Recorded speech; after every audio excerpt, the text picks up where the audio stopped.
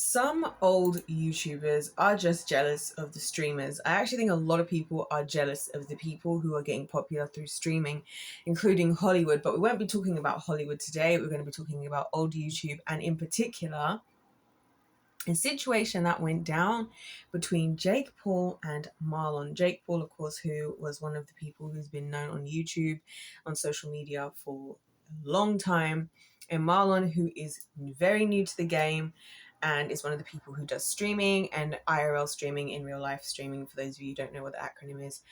And I want to talk about this because we've been talking a lot about winning and losing energy, and winning and losing. This is what this whole channel is about. And I truly believe in this situation I'm about to tell you about, that Jake Paul is acting like such a loser. And you guys are going to see what I mean when I say that delusion, like being delusional, is a part of being a loser. So to just summarize the situation for you guys, as far as what specifically happened. So Jake Paul historically hasn't been like an IRL live streamer like Marlon. Marlon is new to the game. He even talks about how it was only a few years ago. He had no money. He was getting like 5 to 10 views on his streams, but he kept going because he believed, and his story is quite interesting and really powerful how he got into streaming, whereas somebody like Jake, who's had a long history on the internet. Now, Marlon is at this event, and it's a creator, like football match or whatever, or creator sports event. Creator. And it just so happens that the ice skating Olympian, I don't know if it's girlfriend or wife yet, but partner anyways, of Jake Paul is also there. So while Marlon is there filming at this creator event, she walks by, or she walks across, and he goes to say something to her, and she's kind of like she doesn't want to be filmed, and walks away. And he's like, oh, okay, like, cool. Sorry about that. Like, kind of just respecting her space. Now, this is the part where the tone deafness of a lot of people comes into it, and where I just think people don't understand how things operate in my generation, right? So first things first, the reason why these creators, right, are so popular, and also why they're being asked to do this, is because they are going to film it. It's because if you bring together all these creators at one thing, you've got at least, say it's like a football match, you've got 11 aside, and there's probably going to be more. You've got at least 22 different people who are then going to go and post content online about the event, whether it's the live streaming, whether it's their individual videos, the clips. It is so smart to do that as a company, to have these kinds of people more than others, where you have like, the celebrities of today, where you've got to pay loads of money, everything's got to be airbrushed, everything's got to be perfectly edited. It's expensive. You bring a bunch of streamers, they're going to live stream everything. It's going to be fun. They're going to want to do things to keep things entertaining. It's more beneficial for your brand by far, and for whoever's supporting it, to do this. Also, people within that space know that's what this space is. I would expect, if I was to be a creator, if I was to go and compete at one of these things, I'm not an IRL streamer, I don't stream, I would expect to have 20 different people, like all these cameras around, always recording everything, because that's what they do. That's what draws people like me in, because you're getting to see things that are not airbrushed or curated or PR trained or whatever. You get to see live action, what's really happening, and you get to see from different people's perspective, and it's really cool. So my first issue with this whole thing is, what was she really doing there? Especially when she's not even a creator. Like, as in, like, she's not a creator. And I'm not trying to take away from her achievements, because she's an incredible ice skater. But then again, it goes back to like what I say, because then Jake was like, she's in like, people are like, oh, she's an Olympian, she's whatever. And it's like, yeah, and this is why my generation doesn't watch the Olympics. That exact attitude of like, oh, I'm better than this, or like, I'm better than you, I'm better than whatever. No one wants that. We want the humble people that came from nothing, who are actually relatable, who are just showing what they're doing. And so I don't understand why she was there. But like I said, the situation didn't have to be made into anything bigger than what it was, because Marlon was just like, oh, she's not comfortable, I'll leave her like to it. He's assuming she's into it, because at the very same time, he's having a conversation with Sarah Safari, and Sarah's all in it because she knows this is what this is. So she's all up in there talking. I don't even think she personally streams, but she like hangs around with streamers and stuff. And she does fitness content, by the way. Anyway, well, kind of now she does multiple different types of content, but whatever. She she's there and they're having a casual conversation. So obviously in Marlon's head, he's thinking we're all on the same page here. We all know why we're here and why we came here and why we've been booked to do this. So again, you're not a creator. You're not even on the vibe of the wavelength. Like, don't be here. Like this is what I mean when I'm like, why are you even here? Because she's like, we need to focus on the game and not focus on the cameras. It's like, yeah, but that's why people aren't like, this is why you like, there's an element. This is why exactly why I like the Sidemen football charity match, because the boys and everybody who was playing, everybody, a lot of people trained, and they do train. They train, they practice, they hire proper coaches and stuff. But the point is, on the day, enjoyment and everybody having a good time, both those guys on the pitch and the people watching, is more important than trying to look like some upper echelon, higher being level of football player. Because then it just gets annoying when there's just so much ego in the room and it's not even fun to be around anymore and no one wants to be there. That's why I like watching the Sidemen football charity match, because when you watch the Sidemen football charity match, they are very serious and you're actually watching good football, right? At the same time, they're not taking themselves so seriously. Like when you see the stupid arguments and the stupid things that happen in like some of these, you know, official organization matches, where it's all just the freaking ego Olympics. It's not really the Olympics, it's the ego Olympics, realistically. It's the bravado Olympics. And it's just annoying because it's like, we're not even having fun now. You're just annoyed because of this, whatever, like, get over it. It's not that deep. Like, if there's like things like with the Sidemen charity match and whatnot, there was one goal that was like, could have changed who won. And the ref said, no, we're not counting that goal. It was, I don't know if it was offside or if it was the time, I can't remember. And guess what? No one really cared because it wasn't that deep. It wasn't that deep. There wasn't some like sponsors they have to prove themselves to, or some prideful teammates who all they'd ever do is sit on their ass anyway, but sit on their asses in the freaking sidelines as if they could ever even run, as if they could even manage to run one length across the pitch, giving all their information, all their backseat driving advice to the actual professionals. Everyone was just like, you know what? It doesn't matter. The important thing is they raised 6.2 million for charity.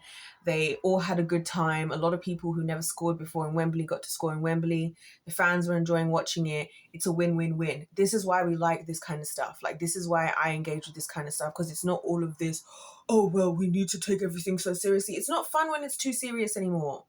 It's not fun. This is why I don't even like playing games with people, because like when you play games with a lot of people, right, these days, especially someone like me, who I'm usually the type of person where at first I'm really bad at a game, and then once it clicks, I then become like virtually unbeatable at it, right? And I'll notice that like when I'm playing games, I want to play as hardcore as possible, and I want you to play as hardcore as possible because it's fun. Like if I lose every time, I don't care.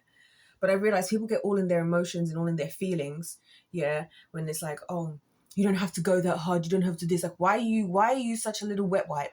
Grow up, get over it. It's not that deep. It's just a game. It's just a freaking game. And it's more fun if I play as best as I can and you play as best as you can.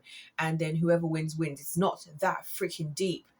Oh, but you could just be a bit this. And this is what I mean when I say that I can't stand the world and the weakness of it. And then you want to then be in pride, like I'm saying with this situation, which she didn't make a big fuffle about. It was just that one little interaction. It was then Jake Paul who came in. He was like, this is the problem with the streamers. The streamers are doing this. The streamers are doing that. But bro, you literally came off of the same thing you're talking about. Is like, this is how you became famous. You became famous by putting yourself on the internet, right? And gaining attention by doing wild things to cause people's attention. That's how you became famous. So how dare you, just because it's not your season of doing it, and just because it's a different way than from what you did, now have something to say about other people doing the exact same thing you freaking did. That is disgusting behavior.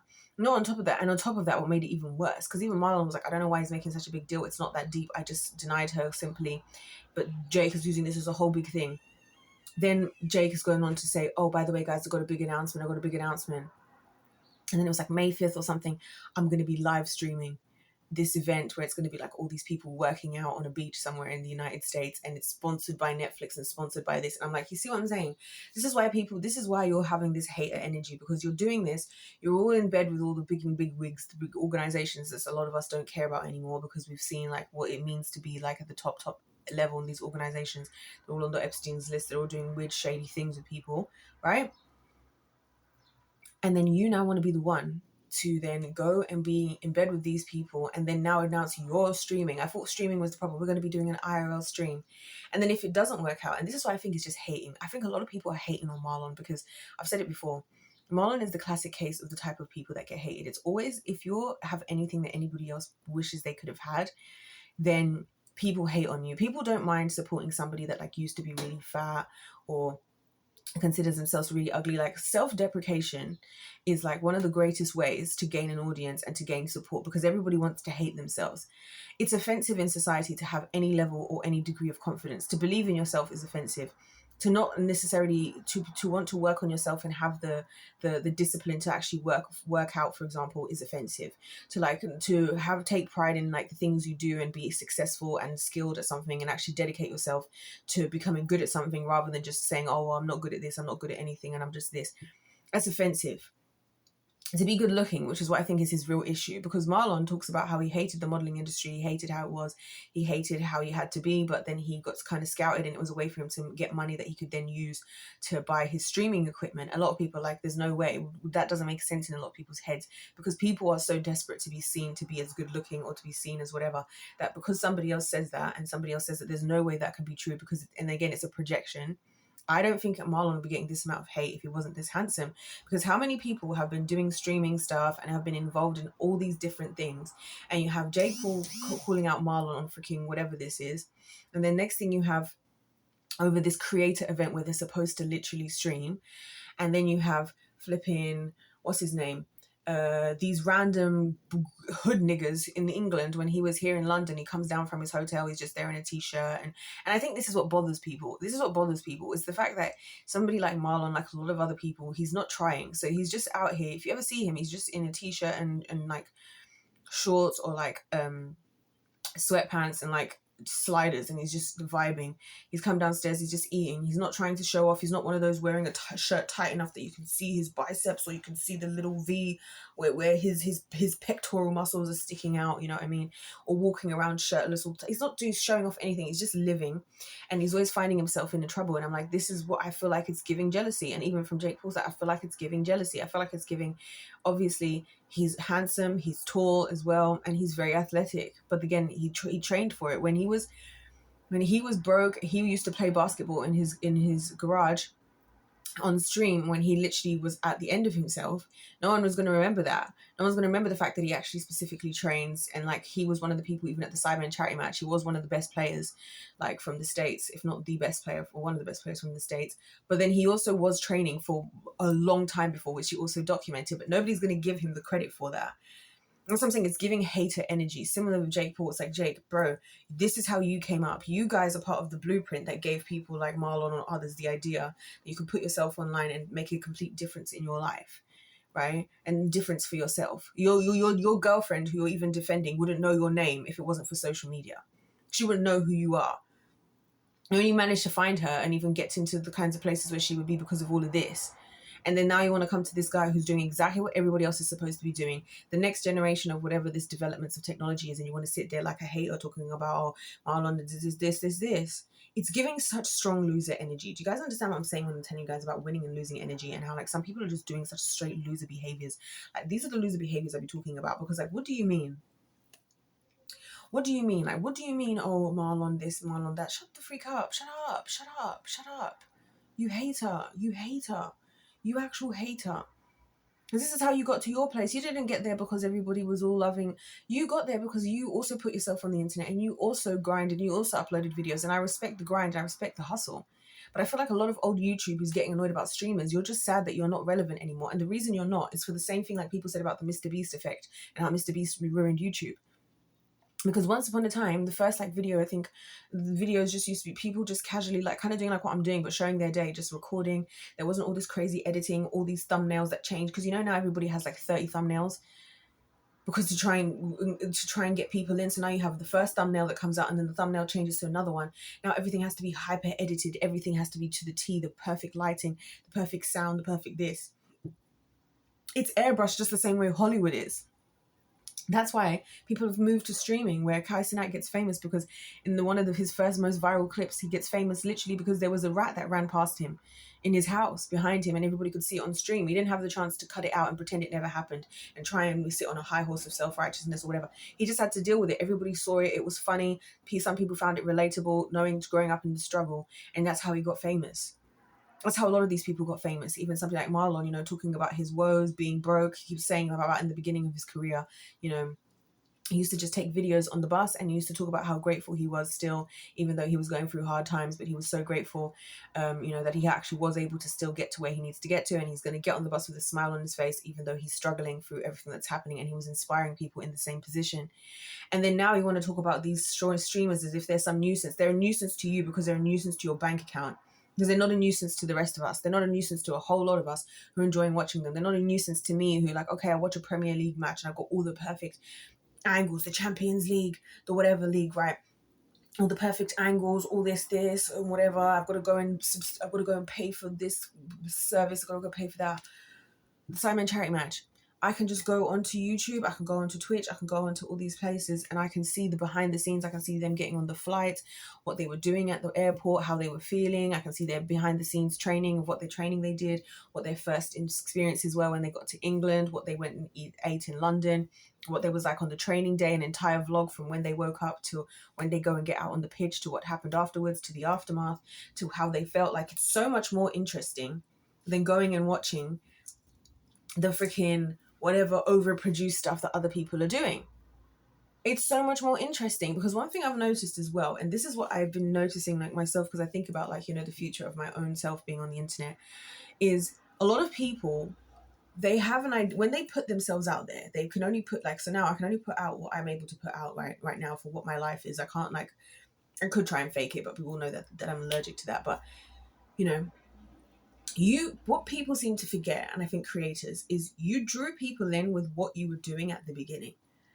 And so a lot of creators, I don't think realize, because I see this happening all the time, like when somebody starts to get really popular, I already know I'm not going to like them anymore. And not because I don't like them, but because now they have the access. Now they think, oh, I'm going to make this a bigger production. I want to make my videos into like movies. I want to go and do this series. And it's like, that's great. And no one's saying you shouldn't do that. But you have to also remember that the people that were there because of what you started with.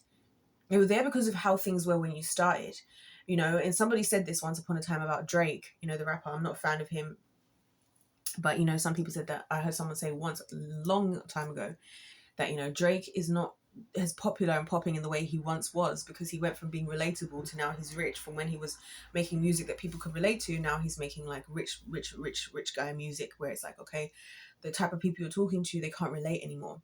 And you see that. I mean, there was another girl, I'm not going to call out her name, but she did the same thing, right, that a lot of people do. She's been on the internet for a while, and I've seen her. I don't follow her, but I've seen her, and she's one of those body positive, like, I want to love my body for what it is. That's great. Don't let anybody put any pressures on you. That's great. And she's one of those, these big organizations are always coming at us for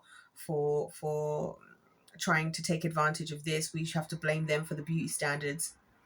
But then now she wants the big organizations to host her. She's having a wedding, right? But it's not just a normal wedding. She's doing a wedding brand trip. So a wedding, but it's like a brand trip. And she's asking for these big same companies that she was critiquing to sponsor her. She's lost her way. And this is what I think people don't realize, yeah, is that, yeah, you might have done this and it might have pulled in a lot of attraction and what might have pulled in a lot of interest. But the thing is, you lost what brought people there, which was the authenticity. That's basically what I've been talking about all day.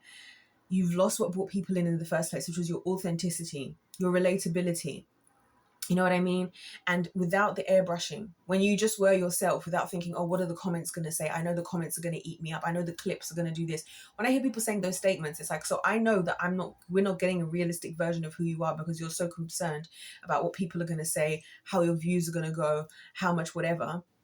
That's an issue, you know? So when I see stuff like this with Marlon and Jake, Marlon is a very gracious guy, and he's like, you know, and he's like, shout out. He's always like, everybody that's hating on him, he's always like, shout outs to them. I wish them the best. Like, he's very gracious in that way. So for that reason, I'll be the one to say what needs to be said. That behavior is despicable.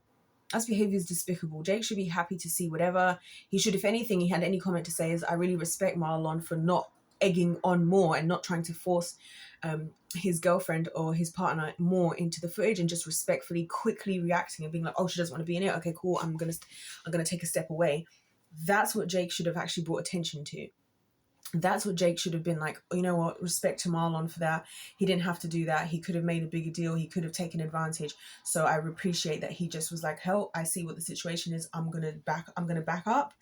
And I respect him for that, because not everybody would. Other people would have taken the opportunity to like make a big deal, but then Jake did the opposite. And I feel like the only reason Jake did is because he's hating, because he's the same person who's now going to stream.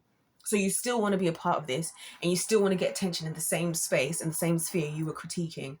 But then it's only a problem when Marlon did it because you found something that was nothing. Because you can see it for yourself, guys. This is what I love about social media. It's on there. You can go and see the footage. It literally, the interaction goes off in like a second. One of those types of things where you wouldn't even remember it if somebody asked you like 6 months later.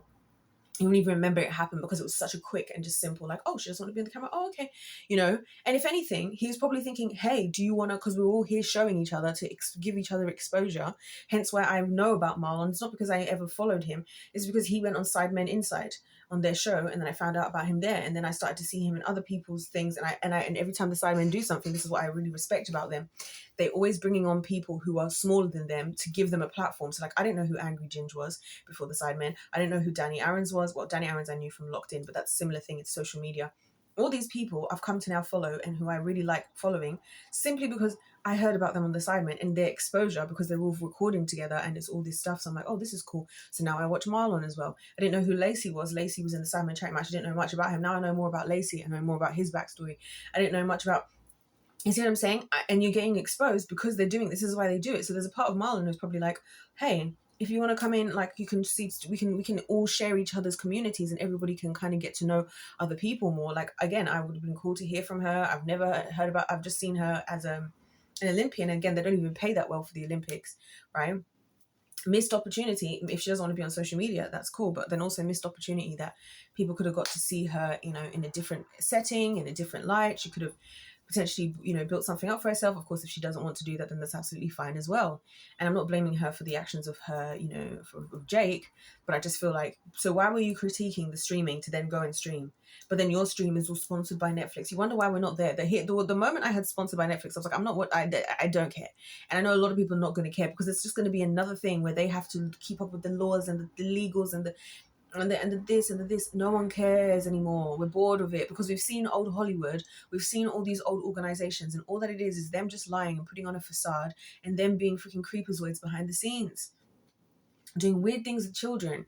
So no, I'm much more happy and much prefer a random guy who sits there, in his house at home, living with his parents, playing games on streams for hours. I would much rather put my time, money, and attention in that direction, rather than in some industry that's accepted and socially acceptable and or whatever, where you guys are freaking creepazoids doing rituals with children and taking advantage of the jury of the sheeple and cash grabbing at every single chance you can.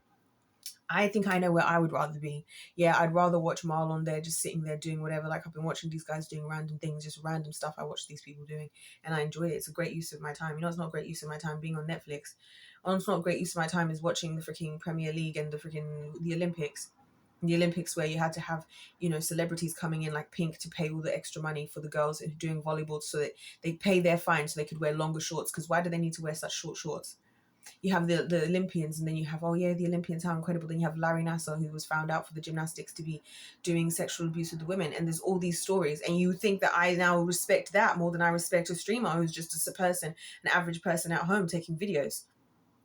They bringing back what was good about YouTube in the first place, which is just real people doing real things authentically without all the airbrushing. And a lot of modern YouTubers, that everything is airbrushed, that everything has to be so positive and perfect, and they're just so grateful, and they're just so, but then it's like, you're also hypocrites. You also are never really doing anything. You're never really standing on anything. You're never really standing up for anything, right? You're always just whatever is brand safe, even Tana, and I hate to say it because I love Tana, but like, she is gonna, I'm sure she's noticing, and she does lose some of her attraction being brand safe now, as in now brands use her because she's not as chaotic as she used to be. But the thing is, people enjoyed the chaos because they could relate to what she was going through, and they could relate to the stories. So her being a bit more brand safe, I think that's why she had to now, make the podcast, and why it was a good idea for her to then still share some stories. People were drawn in because they were related to that. But being brand safe, where you don't say anything, you don't have an opinion, and you're just doing whatever it takes to make sure that you've got a bag, you're going to lose people. You're going to lose people. And so anyways, I'm going to leave that there, you guys. I feel like I've said enough. But yeah, Jake Paul is giving such strong loser energy. Like, just get over it, bro. Like just do your thing. And like, maybe remember, like, you guys with the OGs, like, this is what I'm thinking. Like, you guys with the OGs, how do you forget? And this is one of those things, guys, what makes me scared about winning in life. Like, genuine vulnerable moment. I see so many people that, like, once they finally get everything they work towards, it's like they forgot what it meant to them in the beginning, and they forgot what got them there at the beginning. And I'm so scared. Like, I'm scared to forget God, you know.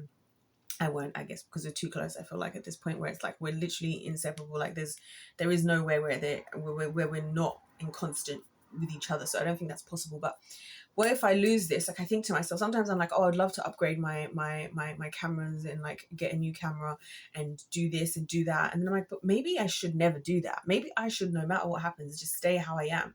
Because what if all these things I'm thinking in my head of how cool it would be if I made videos like this, and obviously I can still do those things, but like, I think about it a lot. Like, I would never want to lose what got me wherever it got me in the first place. And also, like I said, a lot of the airbrushing and stuff is like, is it you now no longer like a person? It's just you now, you become like brand safe. As I said, you're just protecting your money. And it's like, I get it, because people have to live, but then it's like, what have you sacrificed, and is that worth sacrificing? And to me, authenticity and realness and all of that is not worth sacrificing. And that's why I respect the streamers and whatnot, because they're like, hey, we're putting it all on the line. Whatever happens, happens. We can't then just stop this or do that. If it's out, it's out. If it's there, it's there. We're just going to have to deal with the consequences. And I really respect, and I respect and I love that so much, because you don't see that enough anymore. Nowadays, it's all just, let's look like the big wigs of the big wigs. And it's just like, ugh, I kind of hate it. Anyways, you guys, I'm going to skedaddle. I may or may not be back today, but if not, if life's a game that's played to win.